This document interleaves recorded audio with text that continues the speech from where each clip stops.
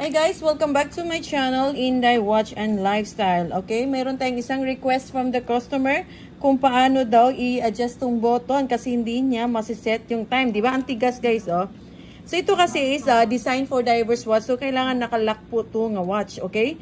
Igaganito nyo lang to ha. I-unlock nyo muna tong button. Ikot, ikot hanggang sa ma-unlock po yan. Ayan, nakita nyo, lumabas na po siya. Then, press na po dahil. Tapos ano, o yan, di ba isa-set na natin? Yan, yung last ay yung last niya.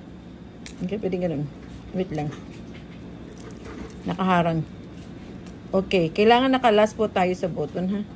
Ayan, yan. Makikita nyo yung click na yon. Kasi hindi ko pa ako, ayan, oh. Good, okay? Yung sa date naman, half lang niya. Ibalik lang natin yan. Ibalik, ayan, nakita nyo.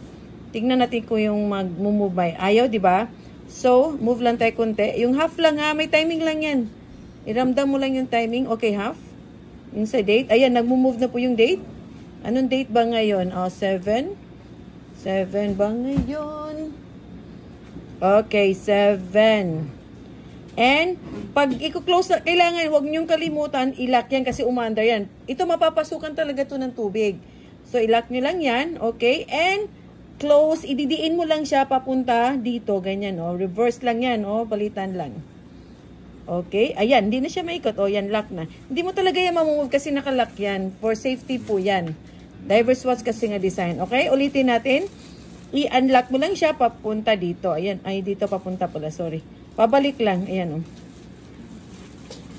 Hanggang sa lumabas yung ano niya, oh. Ayan, oh. Okay, gets na? Pag nag-lock tayo ulit, ulitin ko, ganyan lang. Ididiin mo lang siya pag ganun, okay? Diin. Ibabalik nyo lang siya sa kabila. Hanggang sa hindi na siya ma-move.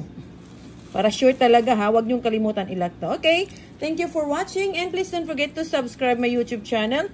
And please don't forget to click the bell button so that we can notify you every time we have new arrival and tutorial. Bye!